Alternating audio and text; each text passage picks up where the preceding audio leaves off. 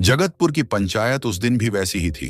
धूप तेज थी, जमीन तप रही थी और पंचायत भवन के अंदर संविधान दम तोड़ रहा था। लकड़ी की पुरानी मेज और नीचे जमीन पर बैठा हुआ एक निर्वाचित सरपंच अमन। हाँ, अमन सरपंच था। जनता ने चुना था, मतदान से, संविधान से। लेकिन पंचायत के लिए वो सिर्फ दलित था। पंचायत का अपमान हुए सरपंच। ऊंची आवाज गूंजी। पूर्व सरपंच ठाकुर वीरभान सिंह कुर्सी पर पसरा बैठा था। वीरभान सिंह 30 साल तक पंचायत पर राज करने वाला नाम, जिसके लिए पंचायत चुनाव नहीं, ताजपोशी हुआ करती थी। उसने कभी हारना नहीं सीखा था, क्योंकि उसके लिए लोकतंत्र सिर्फ कागज था। असल कानून उसकी मूंछों से चलता था। पिछला चुनाव उसकी जिंदगी का पहला अपमान था। एक दलित ने उसे हरा दिया था, न सिर्फ वोटों से बल्कि संविधान से। उस दिन से वीरभान ने ठान लिया था, कुर्सी भले न मिले पर सरपंच को कुर्सी पर बैठने नहीं दूंगा। जैसे पंचायत उसकी जागीर हो। कुर्सी चाहिए तो घर से लाकर बैठ, नहीं तो वहीं जमीन ठीक है तेरे लिए। हंसी गूंजी। कुछ लोग हंसे, कुछ ने सिर झुका लिया। अगर एक चुना हुआ सरपंच कुर्सी पर नहीं बैठ सकता तो आम दलित की इज्जत इस देश में कितनी होगी? अगर ये सवाल आपके दिल में भी चुभ रहा है तो बताइए, क्या आपको लगता है ये अन्याय सही है? अगर नहीं तो इस वीडियो को लाइक कीजिए और हर ग्रुप में शेयर कीजिए। कमेंट में लिखिए, संविधान जिंदा रहना चाहिए। और इस कहानी को आगे तक सुनिए, क्योंकि आगे चुप्पी टूटने वाली है। अगर अमन को हिम्मत देना चाहते हैं तो अभी चैनल को सब्सक्राइब कीजिए। अमन ने धीमे स्वर में कहा, मैं इस पंचायत का सरपंच हूं। कुर्सी मेरा अधिकार है। वीरभान की आंखें लाल हो गईं। अधिकार? यहां हम अधिकार देते हैं, संविधान विधान अपने घर में रखना। इतना कहकर उसने इशारा किया। 2 लोगों ने अमन को खड़ा किया और जैसे ही वो कुर्सी तक पहुंचा, घसीट दिया गया। कपड़े फट गए, हाथ छिल गया, पीठ जमीन से रगड़ी। अछूत, औकात में रह, यहां बैठने का सपना भी मत देख। जाति सूचक शब्द हवा में झर की तरह फैल गए।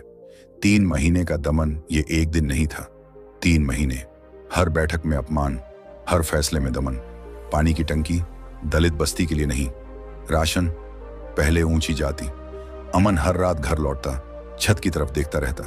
उसे डर नहीं लगता था, उसे अपमान से घुटन होती थी। उसके दिमाग में एक ही सवाल घूमता, अगर सरपंच ही जमीन पर बैठाया जाएगा तो मेरे बच्चे किस कुर्सी का सपना देखेंगे? कई बार उसने सोचा, इस्तीफा दे दूं, शांति मिल जाएगी। लेकिन फिर संविधान की वो किताब याद आ जाती जिस पर उसने हाथ रखकर शपथ ली थी, और वो खुद से कहता, अगर मैं झुक गया तो ये सिर्फ मेरी हार नहीं होगी, ये संविधान की हार होगी। अमन को याद आया, बाबा साहेब कहते थे, अगर कोई समाज तुम्हें इंसान नहीं मानता तो सबसे पहले तुम्हें खुद को इंसान मानना होगा। उसकी पत्नी करुणा उसके जख्मों पर हल्दी लगाती। कब तक सहोगे? उसकी आंखें भर आती। अमन कहता, जब तक संविधान जिंदा है। आखिरी पंचायत। एक दिन ऐलान हुआ, आज बड़ा फैसला होगा। पंचायत भरी थी, लेकिन दलितों को रोका गया। इनको मत बुलाओ, परंपरा है, आए तो टांगे तोड़ देंगे। अमन फिर भी पहुंचा, मैं सरपंच हूँ, संविधान मुझे यहाँ बैठने का हक देता है। वीरभान गरजा, यहाँ कोई संविधान नहीं चलता, यहाँ हमारा कानून चलता है। बाबा साहिब ने चेताया था, संविधान कितना भी अच्छा हो, अगर उसे लागू करने वाले लोग गलत हों तो वो बेकार हो जाता है। और फिर धक्का। अमन गिरा, सीढ़ियों से लुढ़कता हुआ, सिर फटा, खून बहा। मारो साले को, सबक सिखाओ। थाने का सच। अमन सीधा थाने पहुंचा। सर, मैं सरपंच हूँ, मुझे कुर्सी से घसीटा गया, मुझे चोट आई है, शिकायत दर्ज करिए। दरोगा ने ऊपर से नीचे देखा। ठाकुर साहब के खिलाफ? हिम्मत है? तुमने खुद को मारा होगा, दलितों का क्या भरोसा? अमन का स्वर कांपा पर झुका नहीं। संविधान में सब बराबर हैं, आप रिपोर्ट क्यों नहीं लिखेंगे? दरोगा उठ खड़ा हुआ। चुप, बहुत बोलता है, थाने में बंद कर दूंगा। अमन ने आखिरी बात कही। इतिहास गवाह है सर, दलित को न्याय नहीं मिलता, उसे लड़ना पड़ता है। रात का हमला। अगली सुबह नहीं आई, रात ही आ गई। 2 पुलिस गाड़ियां, घर घिर गया, बिना वारंट, बिना नोटिस। संविधान बुलवाओ, अमन चिल्लाया। एसएचओ भड़क गया, बहुत संविधान से खाता है। जबरन उठाया गया। करुणा की चीखें गली में गूंजती रहीं। एक वीडियो। करुणा ने मोबाइल उठाया, रोते हुए बोली, मेरे पति का गुनाह इतना है कि उन्होंने कुर्सी मांगी। क्या हम इंसान नहीं?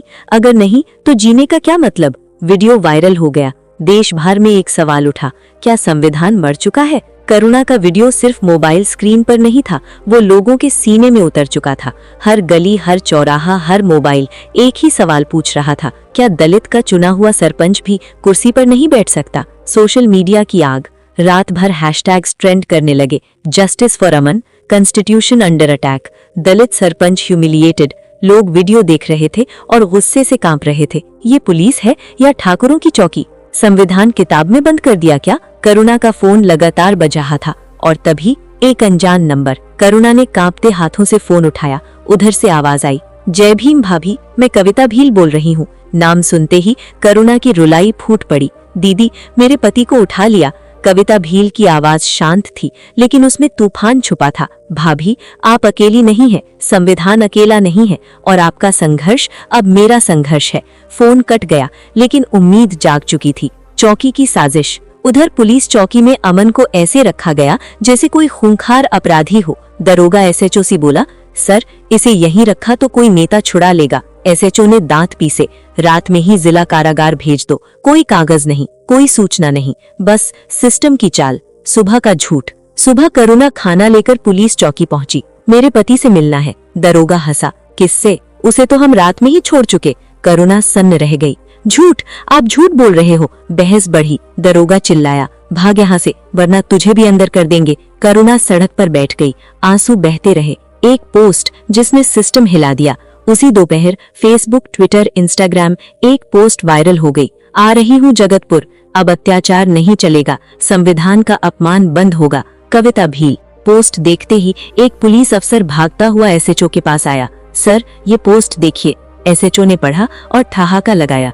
कविता भील, ऐसे नेता बहुत देखे हैं। अफसर का गला सूख गया। सर, आप जानते नहीं, ये नेता नहीं, ये आग है। जहाँ ये जाती है वहाँ सिस्टम झुकता है। एसएचओ भड़क गया। जाओ अपना काम करो, यहाँ कोई भी आए धाराएं लगा देंगे। सुबह की चाय और सायरन। अगली सुबह दरोगा चाय की चुस्की ले रहा था, तभी सायरन। एक नहीं, दो नहीं, 200 गाड़ियों का काफिला, धूल का गुबार, नीले झंडे, जय भीम के नारे। एक सिपाही दौड़ता हुआ आया। सर, वो आ गई है। कौन? कविता भील। दरोगा का चेहरा पीला पड़ गया। जगतपुर नीला हो गया। काफिला सीधे दलित बस्ती में घुसा। लोग घरों से निकल पड़े, छतों पर चढ़ गए, बच्चे दौड़ पड़े। कविता दीदी आ गई, अब न्याय मिलेगा। गाड़ी रुकी, दरवाजा खुला। कविता भील उतरी। सादा कपड़े, आंखों में आग, कदमों में आत्मविश्वास। महिलाएं रो पड़ी, भीड़ दहाड़ उठी। कविता भील जिंदाबाद। पीड़ित परिवार से मुलाकात। करुणा दौड़ कर आई और पैरों में गिरने लगी। कविता भील ने पकड़ लिया। नहीं भाभी, हम सब बराबर हैं। एक बच्ची आगे आई और बोली, चाची अब मत रो, अब वो रोएंगे जिन्होंने आपको रुलाया। कविता भील की आंखें भर आईं। वो कॉल जिसने सब बदल दिया। कविता भील ने फोन निकाला। जय भीम, मैं कविता भील बोल रही हूँ। सरपंच अमन कहाँ है? आपके पास 20 मिनट हैं। जैसे उठाकर ले गए थे वैसे ही वापस लाना होगा। अगर 20 मिनट में अमन जगतपुर नहीं पहुंचा तो मैं पूरा प्रदेश जाम कर दूंगी। याद रखो दरोगा साहब, बाबा साहिब ने कहा था, हमारा संघर्ष सत्ता के लिए नहीं, सम्मान के लिए है, और आज मैं वही सम्मान मांगने आई हूं। Phone cut. भीड़ उबल पड़ी। अब मिलेगा न्याय। संविधान जिंदाबाद। घमंड बनाम चेतावनी। दरोगा हंसा। धमकी दे रही है, देखते हैं क्या कर लेगी। लेकिन एक जवान फुसफुसाया, सर, ये आग है। 20 मिनट बाद घड़ी की सुई घूमी। कविता भील खड़ी रही। ठीक 20 मिनट बाद काफिला चल पड़ा, सीधे पुलिस चौकी। अब भीड़ हजारों में नहीं, लाखों में थी। बैरिकेड टूट गए, पुलिस के पसीने छूट गए। संविधान की दस्तक। कविता भील थाने के गेट तक पहुंची। एक महिला सिपाही ने रोका, आप अंदर नहीं जा सकती। कविता भील की आवाज बर्फ की तरह ठंडी। मैं अंदर नहीं जाऊंगी, दरोगा को बाहर भेजिए। वरना? सिपाही अकड़ी। वरना क्या कर लेंगी आप?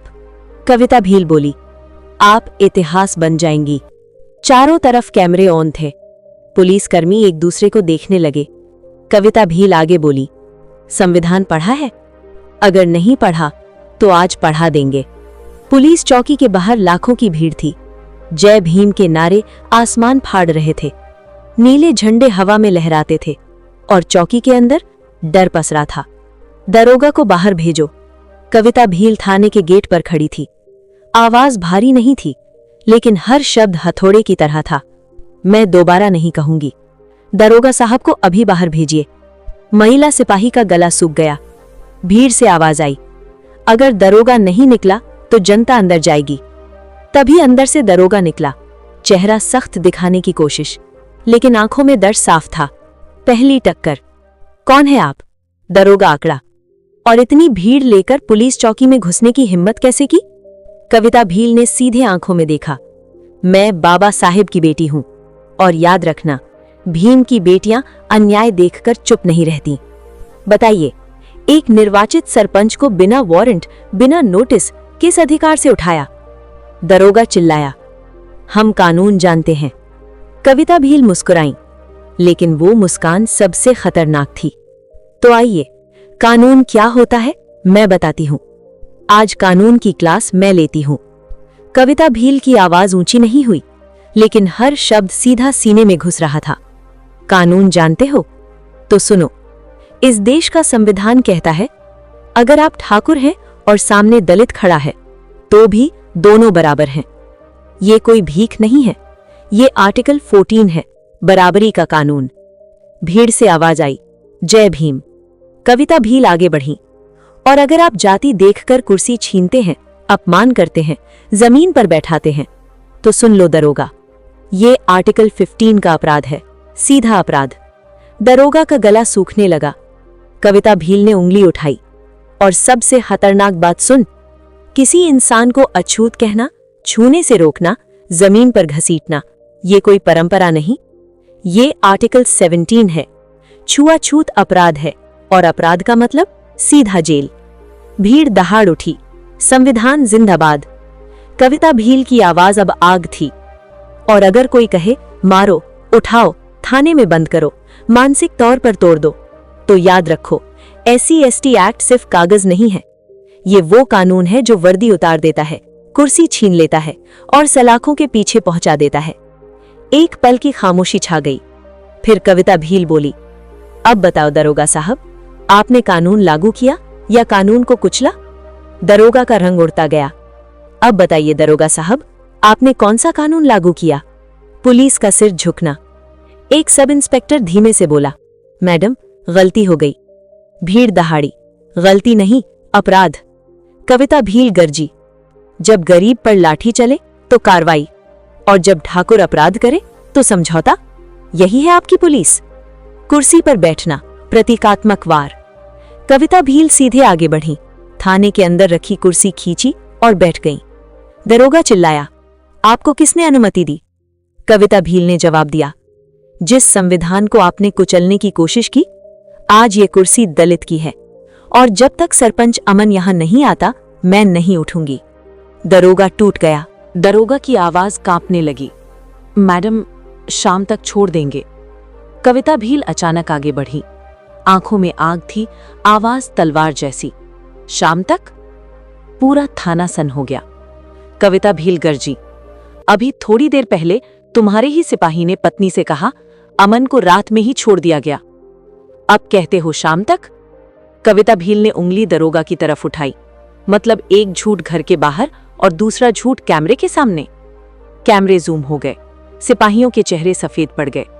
कविता भील बोली, दरोगा साहब, आप अपराधी को नहीं, सिस्टम को बचाने की कोशिश कर रहे हो। ये सिर्फ गलत गिरफ्तारी नहीं है, ये सरकारी झूठ है। भीड़ से आवाज आई, झूठा, झूठा। कविता भील की आवाज और तेज हो गई, आज अगर अमन को 1 मिनट भी और अंदर रखा गया तो ये माना जाएगा कि पुलिस ने जानबूझकर एक दलित सरपंच को गायब किया। पूरा थाना कांप उठा। एक सब इंस्पेक्टर घबरा कर बोला, मैडम, गाड़ी बुला लेते हैं। कविता भील ने आखिरी वार किया, नहीं, गाड़ी नहीं, अमन को अभी इसी पल इसी गेट से बाहर आना होगा, वरना शाम नहीं, आज की रात आप सबके लिए बहुत लंबी होगी। आपका खेल यहीं खत्म। थाने के बाहर भीम सैलाब खड़ा था। एसएचओ का फोन बजा, उसका चेहरा उतर गया।